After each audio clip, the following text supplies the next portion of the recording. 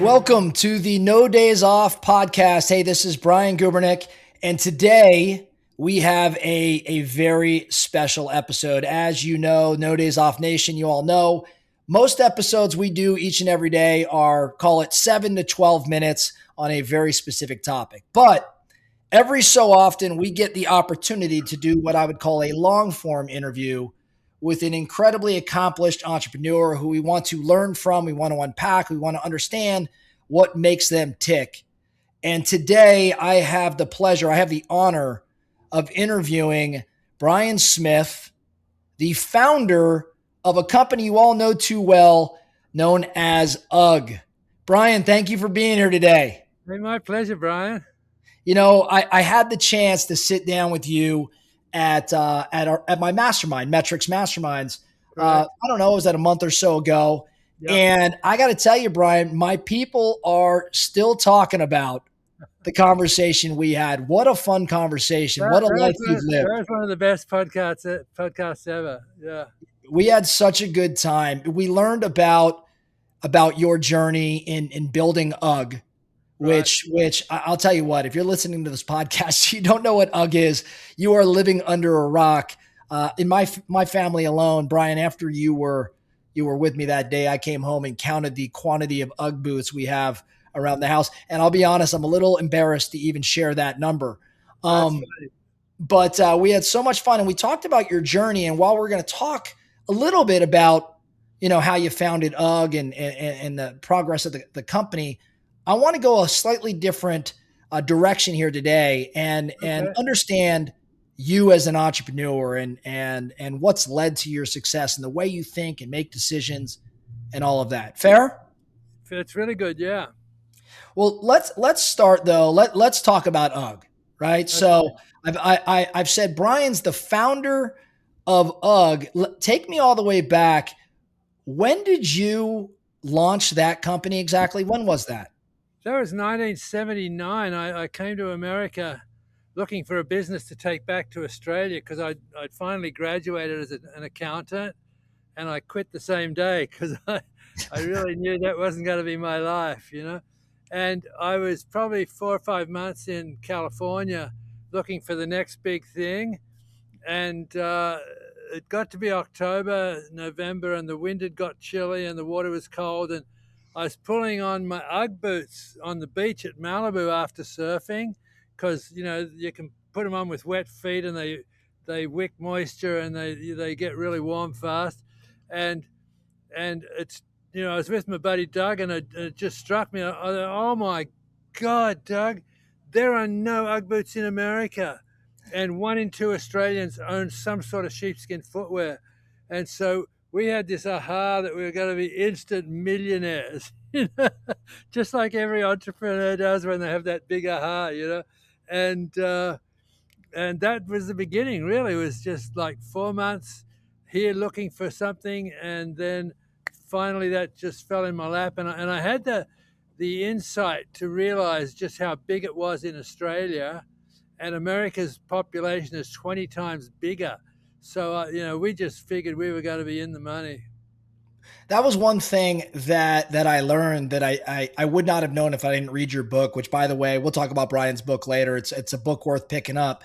But I didn't realize, as naive as this may sound, that I assumed UGG was the brand name that you had created. But that term UGG, I mean, it is the brand you created, but that term UGG is what you call your sheepskin boots in Australia. Is that right? It's descriptive of boots, yeah. If you can imagine Australia being a big sheep country, every little town has someone with a sewing machine, and they're making car seats or bed underlays or whatever, and they make boots, right? Or slippers. And so every little town, this town would spell it UG, the next town would spell it UGH, and the next town would spell it UGHS, And so nobody ever registered it until 79 when I came to America and realized, oh my God, there's no boots here. I did a legal search throughout the world, and it was obvious that no one had ever tried to do it in America. And so being the law here is the first one to register and to be in continuous business. If you can prove that, then you own the trademark rights. So I registered UGG because I thought that was the strongest of all of the different combinations. And then I proceeded to build the business. I built the brand around those letters. So you bring these boots to the US, to Southern California, and it was immediate success. It was ridiculous. I mean, I was so naive. I was an accountant, right? I knew nothing about importing and retail, and I knew nothing. But we went around, to all the shoe stores and got zero response. They told us we're crazy selling sheepskin in California. And then I was trying to figure out how all my friends at Malibu thought it was a great idea. And it struck me that, oh my God, so many have been to Australia on their surf trips and they bought a half a dozen pairs back for their buddies. So in the surf community, it was a big deal. And I did some research. There was like 60 or 70 surf shops just down the coast of California. And so Doug and I, split the territory and we went after the surf shops. And I remember walking in really sheepish. I was so terrified of sales. And I had my little bag of samples and I opened them up. And the owner of the store goes, "Oh, Ugg boots. They're fantastic. What are you doing with those?" And I go, "Well, I'm thinking of importing them into America." "Oh my God, you're going to be a million. You're going to be so wealthy. This is a great idea. All my friends have got them." And the next store was, "Hey, I'm wearing them right now. These are the best boots. You're going to make a fortune." And so I left the store, thinking, well, this sales isn't so bad after all. And we finished the whole coast, all 60 stores. And what we didn't realize that Americans just don't get the sheepskin. And when we went back to the surf shops with product and an order pad, they go, "Oh, you're going to make a fortune," but we couldn't sell them in our stores, right? We just sell surfboards and trunks. So my whole market, which I thought was, hundreds of thousands of pairs, dwindled to, we ended up selling 28 pairs that first season. So it just happened to be exactly $1,000. So all those dreams of grandeur and wealth and riches and cash flow that just went out the window, and we were back at zero, like 480 pairs left in my third bedroom, and and my investors' money tied up, and no way to get rid of it. So yeah, it was Uh, a disaster. I mean, and I was joking, of course, with my question because Yeah, having chatted with you and reading your yeah, book, I know it was a journey. I mean, yeah, frankly, it was years, right? Before it yeah. really hit. How long would you say it took before? It took probably 5 years, and like the next season, I just sold them out of the back of my van at Malibu, which was like a pop-up store, which did great. And the next year I decided, okay, I've opened up about 40 surf shops. I'm going to advertise, so I hired these models and put them on the beach with the perfect hair and clothing and everything at Wind and Sea, and ran the ads, and the sales like went to 20 grand, which should have been way, way, way, way more for the season. So the next year, and I'm getting summer jobs in the meantime, right? So the next fall, I get more better looking models, and put them on the beach at Wind and See the perfect hair, and the boots were like the major part of the ad, right? And sales like 30,000, and I just, the following summer, I decided I'm going to give up. It's too hard. I don't understand why Americans don't get this. Everyone in Australia wears them. I'm doing something wrong. It's not the product. It's obviously me. And so I decided to get out of the business. Well, this weird thing happened is that this rainstorm hit the coast about October, which it does every year, and Californians go from summer to winter like as soon as that rainstorm hits, right? Right. And and I got home from the golf course I was working at, totally drenched, and there were about 30 messages on the machine saying, Brian, I've had people in the store all day asking for Ugg boots, and I've run out. I need to get more. Can I come down and get some more?" And so this was like 30 times, with all these different retailers. And so I realized I'm going to have to stay in business. And I ordered a few more thousand pairs from Australia, But this year I decided, well, how am I going to advertise? If I'm going to stay in business, I'm doing something wrong with the advertising. So by a pure fluke, I was having a beer with one of my surf shop owners, and he had all these young kids that stored their boards in the shop. And he called them out and he says, "Hey, you guys, what do you think of Uggs?" And every single one of them just went, "Oh man, those Uggs, they're so fake. Have you seen those models? They can't surf." And like instantly, I realized I'd been sending for 3 years the wrong message to my target market. And when I saw my ads through their eyes, it was horribly embarrassing. They were so fake and so disingenuous, you know? And so I had a buddy who was running a scholastic surf team, and I called him up and said, "Pete, do you have any young kids who are going to go pro soon?" And he gave me two guys, Mike Parsons and Ted Robinson. And I just went surfing with them at Trestles and Black's Beach, which are two classic walks in California. It's a mile to the water, and they're always fantastic surf. And a mile back, and I just took shots of them going to and from the beach. And I ran a couple of these photos in Surfer and Surfing magazines and Action Sports magazines, and the sales went to $220,000 with no extra effort, right? Yeah. And that's when I realized how badly I'd been abusing my brand, the brand being UGG, and I was putting out these horrific advertisements telling people, "Do not buy these are fake," right? Not even knowing I'm doing it. And then when I hit on the credible, I just figured every little kid in America would love to be on the road to Blacks or the road to Trestles with Mike Parsons. And it turned out that was what created the fad, the whole movement to be cool and to be like Mike Parsons and Ted. So it was like very early influencer marketing, like 45 years ago. Mm-hmm. Exactly the same as the way they're doing it today. But So that was like, so you said, I think it was that 85, 86. So about 6 or 7 years in, yeah, 84 and 85. Yeah. 84 and 85. Yeah. So we talk about that 5 year run, 6 year run Yeah. as if it was like a small portion of time. But when you're in it, Oh, it's that, forever. that feels like a slog. So I want to ask you, why didn't, I mean, I know some big things happen, some chance happen. Why didn't you quit when I think so many others might have tapped out and said, "Hey, this just is not, it's not going to do it." Mind you, you were working multiple jobs. You were scraping together Yeah. every cent you had to not just survive and pay your bills, but put Yeah. back into the company and buy inventory. Why didn't you tap out, whereas so many others might have? There's a couple of reasons. One is that I knew it's not the product, it's me, right? Everyone in Australia wears these things, so the product's not bad.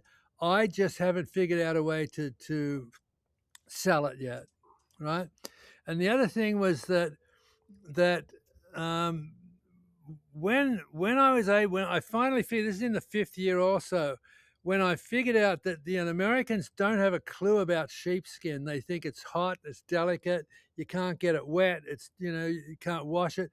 And Australians know you cannot rip a sheepskin, and you can wear them with wet feet and it still insulates. And so you can wear them in the snow, you can wear them in the heat. Your foot just stays, just all these elements that Australians knew and Americans didn't. So that's why I decided almost to give up. Mhm. And then it was during that season when it rained on the golf course and everything. I did another really interesting thing. I was at a ski show, and this we had sold nothing for 5 days. Right, we were in a dinky little hall, and anyway, the last day of the show, this woman came around, and I knew that she owned about six really big ski stores in New England. And she came in and she's talking to all my sales reps, and she's going, "No, I don't need to put them on. No, they're not for us. We have mud and we have slush and we need rubber. We need Sorels and I just got so pissed off that I walked down and I said, "Yeah, hi, excuse me, ma'am, but would you mind taking your shoes?" And she's wearing Reeboks and socks, right? "Would you mind taking your shoes and socks off and try?" "Oh, I don't need to do that. I know how comfortable." I said, "Please just humor me." And so she did. She pulled this Ugg boot on and goes, "Oh my God, right? And she immediately ordered like 30 pairs for all 10 stores, right? It's the biggest order we'd had. And and I realized afterwards it's because she tried them on. And from then on, I had a rule with every single one of my sales reps all across the country. Never walk into a buyer's office and try and sell them until they've tried one of these on with bare feet. And the sales just went like straight through the roof. Simple, simple thing is that the only way for Americans to understand what it's about is to get one on their feet. And that's been the rule ever since. Even today, I'll see people who resist putting one on. Oh, they look, I know they're a really big deal, but my feet get really hot, And when I finally turn them into putting it on, it's like, oh my God, I could wear these all day. It's Yeah. so really simplest things that can stop a company in its tracks. Sarah, it makes me think about Sarah Blakely, who Right? is the founder of Spanx, right? Yes. Billionaire founder of Spanx. Yep. She tells a very similar story to where she couldn't make traction with her product, and then she went to a buyer and said, "Will you come in the bathroom with me? Yep. And I'm gonna put these on. I'm gonna show you what they do to me and how they, what they do for my body and all that." It was an epiphany, I think, for her as well, where it's so hard to tell, but when Yeah. you're able to, yeah. Yeah, the stumbling blocks are all in front of us, and we can't figure out the doorway to get through. But once you do, oh my God, the momentum is so fast after that. You didn't have a lot of, call it, data and research. I mean, yes, you saw what was going on in Australia, but you relied, I think, based on our conversations, what we've talked about, you relied pretty heavily on your gut instinct. Like, Yeah, I mean, you, I mean, we didn't even have computers on the desk till I sold the company in '95. That's the year the internet started. So there was no data. It was- there wasn't data. You relied on these instincts of yours. I got to yeah, ask you about those instincts because yeah, I'm curious, because a lot of entrepreneurs, um, some of them have that sort of instinct. Some of them have to develop it. For you you know, specifically, was it something you were born with, or was it something you developed over it, time? no, it's something. I think I have a unique set of observational skills, right? I can get stopped by a problem, and I'll sit there and think about it for days. It was like figuring out trying on the boots. Um, there was another situation that happened in the same year, where I was in one of my surf shops, and this girl came in, and she's going down the rack. She's touching all these UGG boots, and she found a big tall pair of white ones. And she said to the store clerk, "Hey, what are these like?" He goes, "Oh, I don't really know." And they look sort of soft and delicate. Yeah, yeah, they do. And man, they're expensive. Yeah, they're really expensive. And so she put the boot back on the shelf and walked out, right? And I spent days analyzing that in my office. What the fuck just happened there? Excuse my Mhm. language. No, you're Um, okay. okay. And then I realized, that's the stumbling block in every single store, is that you get people who are really interested, but then they can't find out about it. So I came up with the cheapest marketing campaign the company ever did, and it was by far the most successful campaign, right? I decided to give a free pair of boots to any store that would order at least 6 pairs, any new stores. And then with the existing stores, I gave a free pair to the floor manager. And now when people came in, and I saw this guy come in once, he says, "Hey, what are these like?" And the store manager goes, "Shit, they're the best things in the world. I'm wearing them right now. And he says, "Aren't they hot?" "No, they breathe. I've never had hot feet since I did." "Well, what about if I get them dirty?" "Oh my God, you just wash them. And well, they're expensive." "Oh shit, no, they're not expensive. If you figure out how much you wear them compared to your other shoes, they're not expensive." And so, like, just that one interaction, the guy just laid down his money and walked out. It was Mhm. so easy. And so that and that, what did it cost me? Like, maybe 100 stores with cost of $25. 2,500 bucks for an entire marketing campaign for an entire company that was the best marketing campaign I ever did. I mean, it's unheard of how simple it was. Brian, you had I think you had some hard days, right? Oh As yeah, you were building yeah, this company. And like most entrepreneurs, you probably had that voice in your head.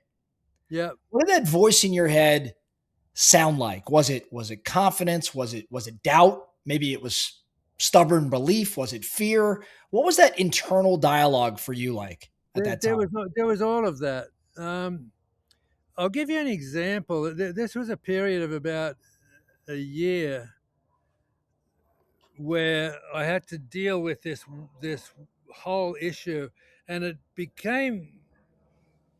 started because I didn't understand finance, and I was never able to sort of forecast how much money I was going to need to buy product. And the business was doubling every year. And that's a nightmare for any company who's in the products business. Your success is going to catch up and kill you one day. I hate to tell you that. But unless you're really well versed in finance and you can forecast what the purchasing for product is going to have to be, right? I didn't have any of that. There were no peer groups, there was no EO, there was no YPO, there was nothing, right? So I didn't have that skill. And so I was always vulnerable to, when I'd run out of money, I'd need a bigger investor, and I could always find those. But then, we'd bring them in, and then they didn't want the old investors in. So I had to do a deal to buy them out. And so this went on a couple of times. And finally, had this group in Anaheim, three guys, Neil, Paul, and Joe, that were already in the distribution business, and they were going to just add my product in there, and they were going to handle all of the importing and the cash flow and financing, all the invoicing and billing. They were going to handle everything except for the sales force. I was now really, really, really good at sales, and I loved my product, so I was unstoppable. So we did a deal that we'd own the company 25% each, and there was a couple of provisos. One is that I didn't actually get my share certificate until I finished a trademark lawsuit that I was working on against this woman, and I knew I was going to win that. And then the other part of it was I was going to be 100% on the road selling on commissions only. So I was now, actually out trying to make my own money, and so we ended up moving all the inventory up to Anaheim and all of the, just everything. And I spent a week or two organizing everything for them. And it's finally time to go on the road. So I head down Beach Boulevard to Huntington Beach, Huntington Surf and Sport. And I walked in, and Dave goes, "Hey, Brian, I heard you sold the business." I went, "What?" He said, "Yeah, I called an order in this morning and they said you don't own the company anymore." I said, "You're kidding me. They said that?" And I couldn't wait to get out of that store. I went to the Shell gas station because this is before cell phones, right? And I called up from the gas station, "Neil, what the hell are you telling people?" He said, "What do you mean?" I said, "Well, you're telling people I don't own the company." He said, "Well, you don't, you don't get your share certificate issued." I said, "But yeah, I do own the company. You're my three partners." He said, "Well, you don't have your share certificate." Yeah, and I just hung up the phone. I drove back to San Diego, and I looked at the document, and I go, "Oh shit," Technically, I'm not a member, an owner of the company, and I just went into this huge depression. So this is part of the cycle that you were asking me about. Is everything always rosy or not? This was probably the deepest depression I went into for the whole. Maybe there was one later on, but for 4 or 5 days, I didn't talk to anybody except my wife. I didn't take a phone call. I couldn't even think of who I would call. I couldn't put together a cohesive set of thoughts, And it went on the fourth day. The fourth night, I was lying on my back, in the living room floor, and my wife was sitting up on the couch, and we were watching a movie, and it finished, and I clicked it off, and I rolled over on my stomach, and I started crawling. I got up on my hands and knees and started crawling to the bedroom. And my wife just looked at me and goes, you get up now and walk to bed like a man, right? And she scared the shit out of me, you know. And it's like, oh my God. And as I was getting up off the floor, it felt like I was coming out of a fog. And I just thought, oh my God, there's so much more to life than this little sheepskin company. And that night I slept like a baby. And the next morning I woke up, I got back into my meditation routine and everything after breakfast. And then I started thinking, okay, well, what am I going to do with my life? You know, real estate, no. Business broker, maybe. Accountant, never. You know, and then I thought, man, sales. I've really come to love sales. So what can I sell? And that's when these big goosebumps hit me, and it was like, oh my God, UGG boots. I love Uggs, right? So I called up my partners, you know, who weren't my partners but were my partners, and I said, listen, I may never own the company, but I'm going to go on the road and I'm going to try and put a pair of UGG boots on every single person in America. And so we had one deal point: is that do not ever tell anybody that I sold the company, right? So I'm back on the road for the first month, and just local in Southern California. I got back, and Neil handed me an envelope. It was a check for $5,000, and he says, "That's your commissions." Oh shit! You know, I went on the road and got back the next month, check for 10,000. Next month, another check for 10,000, and that's when I realized, you know, and I've got you know the book you referenced earlier. It's full of philosophy, a lot of shit that I've learned over the years, and this lesson taught me that uh, even your most disappointing disappointments will become your greatest blessings. And here I'm in a situation where I'd never pulled any money out of the business, got these three guys in, they did most of the work. I ended up getting a ridiculous amount of commissions out of it. And it wasn't even work. I was playing golf or surfing with all my surf shop owners and just having a ball. And so, even though it was the highest of highs and the lowest of lows, I ended up now that set up 3 years of me going on the road and working with sales reps all across the country. And I put up nearly 1 million frequent flyer miles over that 3 year period. And I'd like fly into Denver, and that rep had to have his 10 best customers all lined up for a meeting. And so I'd do that, and then we'd fly to Philadelphia, or then you know, up in Maine, New York. You know, there was like all over. So 30 times 10 is 300 meetings a year with the best retailers in the country. And so that was what eventually was the success. Now, I'm not going to get into it because Neil bought the other two guys out. Then he died in a motocross race, and so I now had to deal with his widow, who'd never stepped foot inside the business. And I promised her I'd work for a year and try and figure it out. And the bottom line is, when Neil saw that I'd finished up the trademark stuff, he called the lawyers in and the life insurance companies in, and we did a life insurance policy on each other. And so fast forward, Neil dies in February. I've got to keep the business alive till November, and the life insurance policy finally paid out, and it was enough for me to buy the entire business back from his widow and pay her all the profits for the year.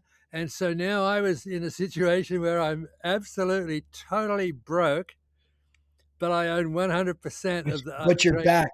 It's such a crazy. It's. I mean, I've heard the story, and it's still crazy to hear it again. Where you found this company, you know you're the founder of it. You put every ounce of energy into it for years. You Yeah, find yourself more or less ousted from the company, totally out. and then In their mind, I was out. Yeah. you're out. What's mind blowing to me is I think so many would leave a situation like that incredibly frustrated. They would have gone to attorneys. They would have done all of these things and spent all of this energy Yep. trying to get back what they believe to be theirs. And you instead, after a couple of things that had happened, Yep. kind of put the ego aside and the control that you once had. You had to let go of that and said, you Yep. know what? I can still sell the heck out of this product. And you go and do it at such a level that the ultimate owner says, I got to have a relationship. We've got to figure out how to, stick together. Yep. And then the life insurance pays off after he passes Yeah. and you take the company back. It's just such a mind blowing Yeah, and you think of story. all the times I had to give up. This is where perseverance is really the whole theme of the UGG business, is sticking around when other people would have walked. When the first year when I sold 28 pairs out of 500, that would have been a good time to get up, and walk away. And then after 5 years, before the surf shop, kids told me how bad the advertising. I could have walked away. In fact, I tried to walk away from the golf course that summer, right? And then this event with the financing, and there were others, and I'll use this chance to show you my book. It's called The Birth of a Brand, and it's like it's a roadmap for entrepreneurs, because I don't talk about all the wins and I made a million here and then we made 10 million there. I don't even talk about that shit. I talk about all the disasters that happen and what the lesson is and how to get around it. And it's not just um, it's not just monetary things or business things. It's a whole life situation, because while the whole business is screwing up, you still got to have a home life. You still got kids. You still got to go to the beach at the weekend. You got to do shit that you do not want to do. But it's a really good lesson in rounding out what is important in life. And the business was never as important as my home life. So therefore, if everything's screwed up in the business, that's just details when I get there next week. Well, talk to me a little bit more about that because entrepreneurs, I think we wrestle with, We a do. number of things, personal, professional. Yeah. What were the non-negotiables for you? The things that you protected in your life or business, specifically while you were founding and scaling and growing this company. What were your non-negotiables? Well, I don't know about non-negotiables, but I always put the kids first. They were like, when I started that heavy road work, when I was traveling with the reps, they were probably 5 and 7, right? And so they didn't even know I was gone most of the week. I'd come back Fridays. I always kept the weekends for the family. And but one little trick I started was that everywhere I went, I sent them a postcard, from Des Moines, Iowa, or, Hackensack, New Jersey, just shit places. But I'd always find a postcard and say, hey, this is where I am this week. And it turned out, I didn't realize at first, but my wife told me that they'd got these little plastic lunch boxes, and they were keeping all the postcards in these lunch boxes. And yeah, the fires that just happened up in LA 2 years ago, Yeah, right? Or yeah, yeah. a year ago, in Brentwood. My kids and I were talking about a month ago, and they said, "Yeah, Dad, if we were in a fire like that, the first thing I'd grab is my two lunch boxes." Oh, that's cool. How cool is that? That's really Because cool. because that was my touch point back. My wife saw it because she would get the postcards. The kids see it and they go, "Oh, Dad's still thinking about us, right?" And so as long as that part of the family was getting fed, I could sort of, get away with a few days on the road. Yeah. Wow. Again, what an incredible story. When you think about, when you achieved, let's call it a level of success that I think most of us would say or would define as winning. Right. When you were truly winning, when it had kind of turned the corner for you, did you experience any sort of, let's call it, identity shift or internal tension, I anything of that totally did. nature? I totally did in two ways. First, when we got up to my method of marketing was to the youth, right? Young surfers, they don't have any money, but mum does, right? So I would advertise at Christmas with these, and so these kids, oh, mum, all the cool kids at school have got a pair of UGG boots. I want a pair of UGG boots. It's because from the Mike Parsons advertising campaign. And so mum goes to the malls and the stores looking for UGG boots, and then the next year, I said, "Well, what do kids do in the snow?" Well, snowboarding had just begun, and I didn't want to go after the skiing because it was a real dying, bad vibe. But I went after the snowboarders, and I built this really vibrant youth snowboarding thing. And I had no clue what to do back east, Boston, Minneapolis, that area. But I was in a sporting goods store with one of my reps one day, and I said, "Well, what do the kids do here for sport in the winter?" And he rolls his eyes and goes, "Oh my God, they play hockey." And I, being in Australia, never even thought of that. And I did some research, and hockey's way bigger than surfing. So I got into the Let's Play Hockey magazine in Minneapolis and Boston, and we did this whole youth. So now we're huge. We're doing about 10 million bucks, but it's in surfing, it's in snowboarding, and it's in hockey, right? No image, right? And I'm learning now more and more about branding as I go forward. And so I came up with this idea of casual comfort. I want everyone in the country to look at UGG and say casual comfort. And I thought, well, the best way to do that is to get a PR company, and I knew I wanted to be on the front of the cover page of USA Today on the lifestyle section, right? Because that was the biggest newspaper of the US at that time. And I made an appointment with the fashion editor in Chicago, and then I went back to Boston and I hired this PR company, and we put together a really, really cool uh, PR program, and we worked our way across to Chicago, and we had a meeting at 3 o'clock, and we got there at 10 to 3, and June was the girl who she comes running out and goes, "Oh my God, Brian, I'm so sorry. I've made an appointment for 3. I have to be in it. I've got 10 minutes." And I knew that my program was, just the presentation was 40 minutes, so that was out. And I did a really fluky thing. I pulled out of my briefcase an old file, and it had photographs of all these celebrities that people had sent to me, from all over the world. There's, Tom Petty, Sting, uh, God, all these movie stars, Brooke Shields, all the grumpy old men people, and then there's this one which was Pamela Anderson on the set of Baywatch in a red swimsuit with tall white UGG boots, and I quickly flicked by that to Heather Locklear, and she goes, go back, who is that?" And she pulled out the Pamela Anderson one, and she took the name of the tabloid, which was from London, and the name of the photographer, and she said, "Do you have a press kit?" "Yep, got to go." It was like 5 minutes. And I just looked at my PR guy. I said, "We just blew 60 grand." That was just horrible.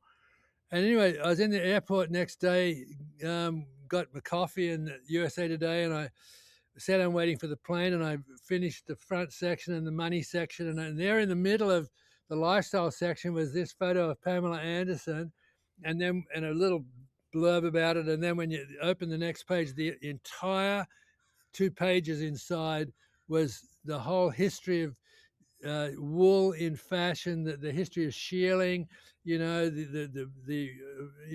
use of boots, the use of all, it was just like this expose. She listed all the different manufacturers and all the different suppliers and all the different. It was like, I don't know how she got the time, because it was only 15 hours, since I'd seen her. And anyway, by the time I got back to San Diego, the phone had not stopped ringing from consumers going, "Hey, I'm in, so and so, Idaho. Where's a store near me?" And the other half of were people who own stores, and they're going, "What the hell are these UGG boots? I've got people in my store asking about UGG boots all day." And so that was that was when it sort of became this fragmented image and became casual comfort, and that went from the 8 to 10 millions all the way up, and really put the momentum into the business. Hmm. So at least in my experience, and I think for a lot of our listeners, uh, I would say that most every meaningful win, there's some sort of cost that comes along with that. All the time. What would you say, or what did success cost you that maybe most people don't see? um, it cost me I'm not going to say 100% cost me, because I had really good golfing buddies and I had really good, surfing buddies. So I still got to sort of get out with them. But the cost was that the business sort of consumed me. Hmm. And I really wished I had spent more time just hanging out with all my buddies, because, by now my kids are teenagers and they got their own lives and they don't give a shit where dad is. And as long as I'm there, they don't really care where I'm there. And so I think I lost a little bit, but again, I don't think there's a father on the planet who doesn't feel that, even if they work a 9 to 5 job at Qualcomm. They're Hmm. all they're all going to go through that period where they lose their buddies. Um, so you could say that was one cost. Um, I don't like, my relationships with everybody was really, really good. So I can't say I lost anything there. Yeah, I mean, it just sounds like so many of us, you chose to prioritize certain things, Yeah, the business in this case, and as a result, you had to deprioritize some things, and maybe the social circle at that time was one of those. that's You know correct. that, yeah, yeah. Now you ended up selling the company in the mid '90s, which I think it was the mid '90s, right? '95. That's correct. And I think when some people hear that, they're like, "Well, wait, UGG is a multi-billion-dollar brand Yep. today." So to put you Yep. on the spot, uh, do you think you sold early? Do you wish you held on to it longer? Was it the right time for you? Like, how did you make that decision? What was going Yeah. on? Well, I'll give you two ways of looking at this. The first was that we'd just done about 14, $15 million in sales for the previous season, and we had new product and new colors and everything out with the sales reps at the beginning of the next selling year. And we had black and charcoal, and they were just kicking butt out there in the marketplace. So, and I realized, just, looking at the numbers, shit, we're going to be doing about 25 million in sales next year. And I knew that there's no way in the world I had the ability financially to get enough capital to buy enough product to satisfy that demand. And I'd been in previous years short supplying my market, so I knew the devastation that happens when you do that. So I was I was there's a segue back. I'm going to go back. Do you remember I mentioned I was selling or maybe I didn't. I was selling the product out of the back of my van at Malibu in the first year or two, Yeah, right? you mentioned that. Yep. Okay. And there was this guy up, a couple of spots up in the parking lot selling these triple decker sandals. They were pink, yellow, pink neoprene. Uh And huh. he started a company called Deckers. And he ended up licensing a whole bunch of different products, but one of them was Tiva sandals. And in the mid 80s, Tiva and the outdoor market just went through this incredible explosion. And he built Tiva up to about 60 million. And then he took his company public on top of that. And so I knew Doug was sitting on, 30 million in cash, right? Now, back to the story. Here I am looking at $25 million in sales, knowing there's no way in the world I can finance that. And I was going to a trade show in Atlanta, and at the airport, way up the other end of the baggage claim, I saw Doug Otto, right? And I just got goosebumps, and I thought, oh my God, his company dies every winter. Our company dies every summer. If you put them together, you got a 12 months, admin, you got 12 months sales force, 12 months warehouse. And on top of that, it's similar industry. So you got the same, everything was just so right. And Doug and I, because we'd seen each other on the surf shops, so many times, earlier, that we knew each other pretty well. And I walked up to him, and we'd often joked about buying each other out. I said, Doug, if ever we're going to do it, now's the time. And that afternoon, we had the accountants back in California talking to each other about all the logistics of them buying us out. So that's the first part. If I hadn't have found Doug, I would have failed miserably because I would not have been able to raise the capital. So there was a capital constraint, but then there was Yeah, also these natural synergies with the this synergy fellow was, company. yeah, And yeah, so the timing in the mid '90s, it's like, hey, if we're going to do this, now's the time. it was perfect. Huh. Yeah, and so we ended up selling for cash. The other part, I'm going to bring back my book. The theme of this book is that you can't give birth to adults, right? Every business starts with an aha and shit, I'm going to be a millionaire, and uh, and then it just sits there Hmm. and it lies there as an infant, and there's no amount of feeding it or jiggling the cradle. An infant can't get up and go to college. An infant has to be an infant, right? But if you can manage that for as long as it takes, it'll start toddling, and that's when magazines are writing articles about you, and all your friends are telling all their friends about you, and that's a pretty cool thing because you start to see the movement in your business, and that pretty soon rolls into the youth phase, which is you got sales and marketing's working, purchasing is working, admin is working, the warehouse is shipping, and you can run a 20, $30 million company in that youth phase. But if it gets to be a really big company like UGG did, it's really fraught with danger. You want to be in every major trade show, and you want to be in every mass retailer, and you can outstrip your capital so fast and go broke. And I'd almost done that a couple of times. And so That's the keeping teenage years, right? that's the teenage years. Yeah. Maybe you wanted to be in every party on a Yep. Saturday night. Oh my God, it's so dangerous. And so, so I'm faced with, looking at the business, and it wasn't immediate that it hit the billions. It was a couple of years for me, and I helped work with them as a consultant for a couple of years, and then we pulled off this incredible deal. But I'll tell you more about that in a sec. But in the meantime, as far as the business went, we ended up selling it to Deckers for cash. And when I did that, I was thinking, instead of, oh shit, look, now it's in the billions, I could have had all that. I didn't think that way at all. I thought more like I found the aha moment. I found UGG boots and decided, oh my God, there's none in America. That was like the conception, right? Buying the samples was the birth of the business. And then I went through the horrible infancy, when I was doing all the bad advertising, 3 or 4 years of that. And then I went through the youth when the surf market took off, and the snowboard, and that was the youth, really exciting time.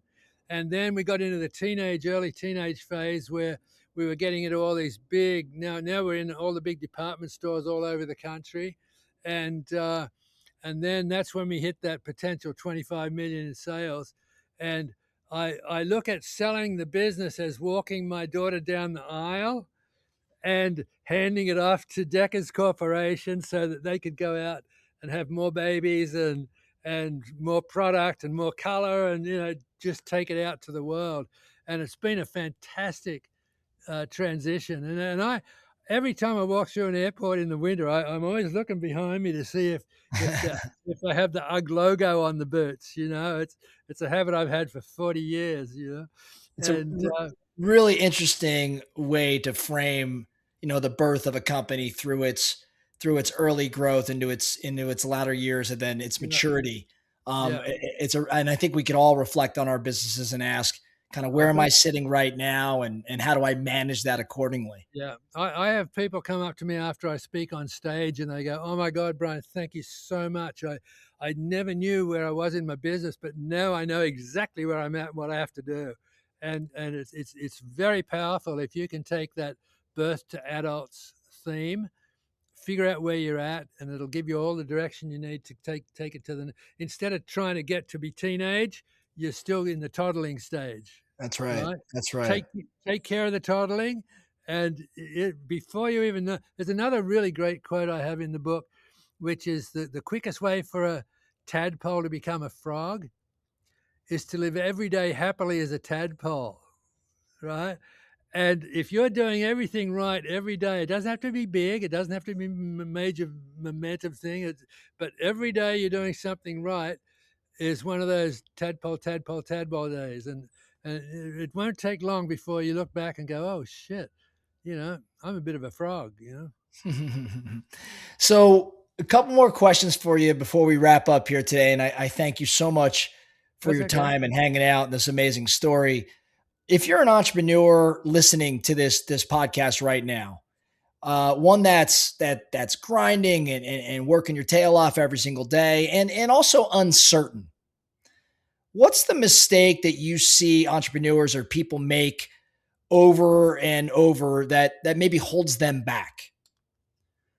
There's two things. One is if they're doing the same thing over and over and over again. You've heard that saying, is something about insanity is doing the same Yeah. thing over and expecting a different result. Yep. Number one, um, get out of your head and get out into other people's heads, right? Remember how I was able to pull off that marketing campaign by trying to figure out what they were thinking and trying to fix that. Well, and those young kids in the surf shop who told me my ads sucked, right? If they hadn't have told me that, I probably would have run another 4 years doing the same ads, right?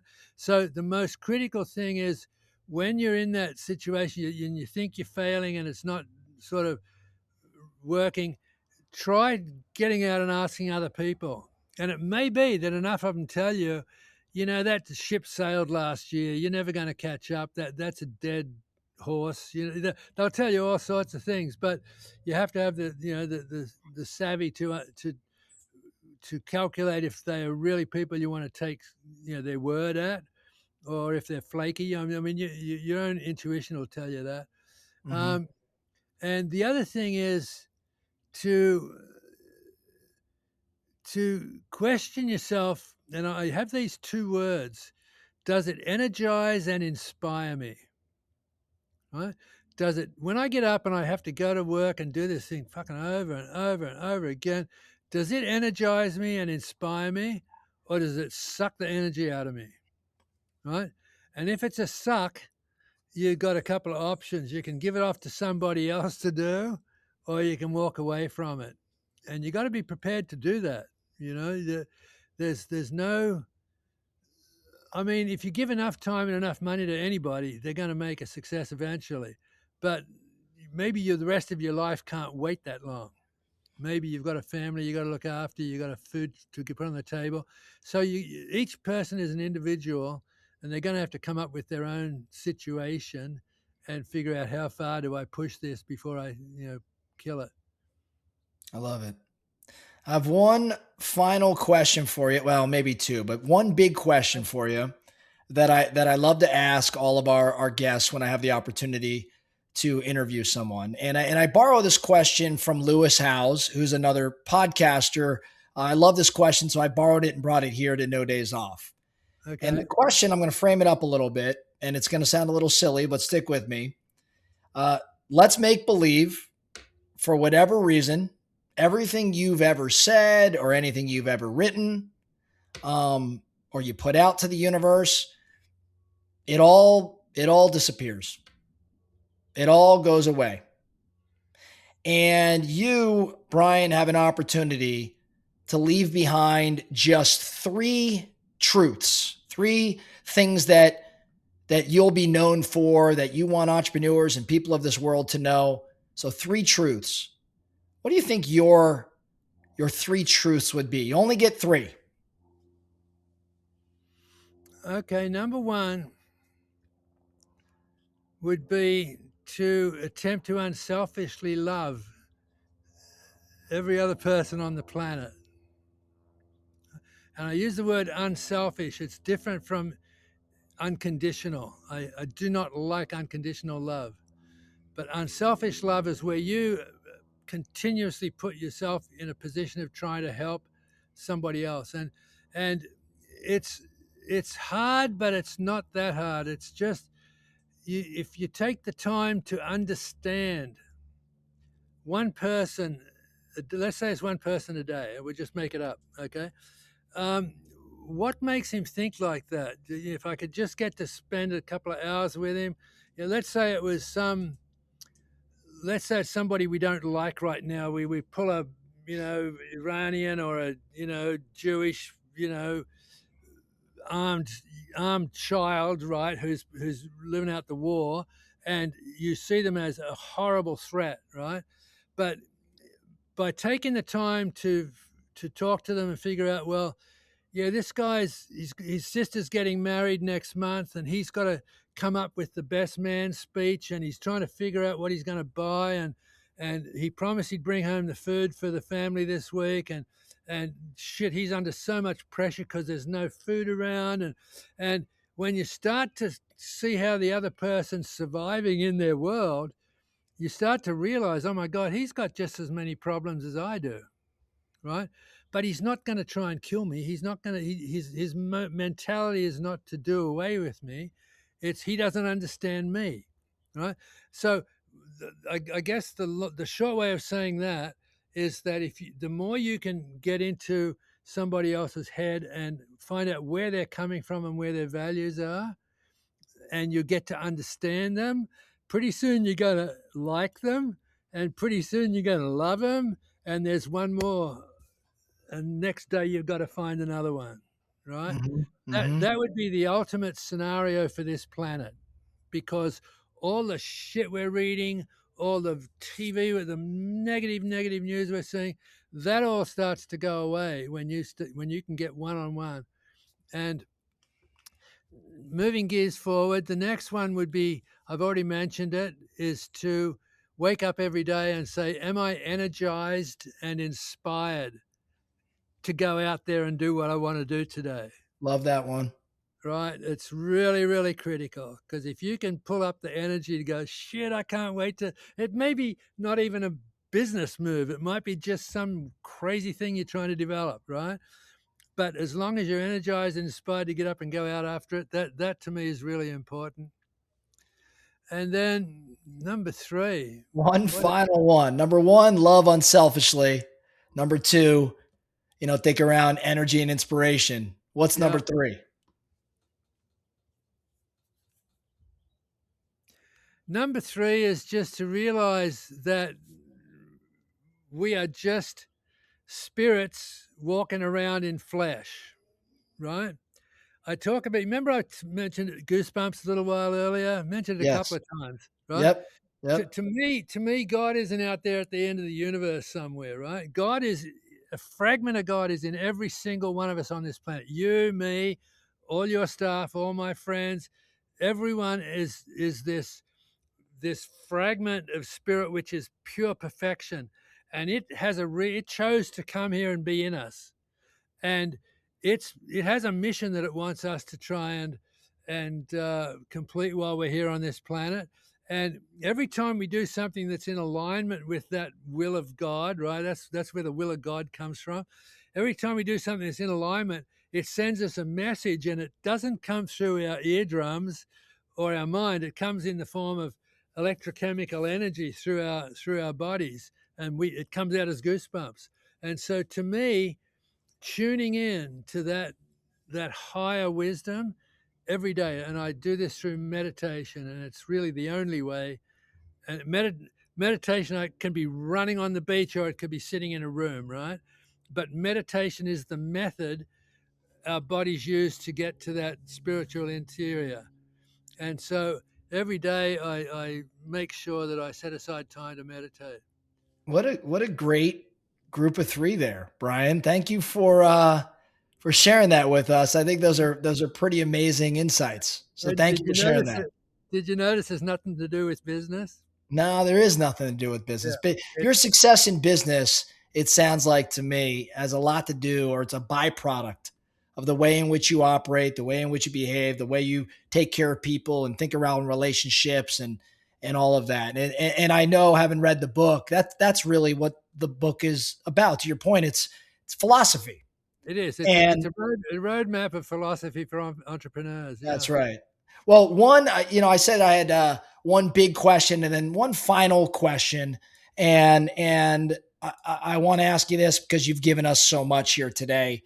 Where can people go to learn more about what you're working on now, or how do we best support you given all that you've shared with us here today? What would you like to Oh, see out of us? thanks for offering that up. Number one, I'll go back to my book, The Birth of a Brand, and it is a literal roadmap for entrepreneurs and philosophical, spiritual, mental, everything. Um, the other thing is I really love speaking from stages to entrepreneurial groups, and they don't have to be, you know, business. They can be in, like, I speak to groups of air conditioning franchisees, right? Maybe 200 of them. So it could be financial services. It doesn't matter what the group is. If there's a big annual gathering of a company, I am just a fabulous keynote speaker because I talk about a lot of these stories, and I have the audience on a roller coaster with me. And so, if anyone of you belongs to a company that does have these annual meetings and could use a good keynote speaker, my website is briansmithspeaker.com. Pretty simple, briansmithspeaker.com. And on the contacts page, you'll find my email and phone number. And so just give me a call, and I'd love to come and work with your group, or even just start talking about working with your group, you know? Yeah, I love it. Guys, get out there. No Days Off Nation. Get out there, buy the book, Birth of a Brand, and bring Brian into your company or into your events. As a matter of fact, that's how Brian and I met. Brian performed or did a keynote for a friend of mine, and I heard how fantastic he was. So I ended up engaging with him and bringing him to Metrics, and here we are today. Well, Yeah. Brian, thank you so much for your time. It's been a joy. You have so much to share. I know we could go for hours more if we had the time to do so. So thank you for hanging out. It means the world. Thank you, Brian. This is fantastic. I really had a good time. So as we wrap up, that's all we have for you today. The No Days Off podcast. Remember, every single day brings a new opportunity to get better. So let's get after it.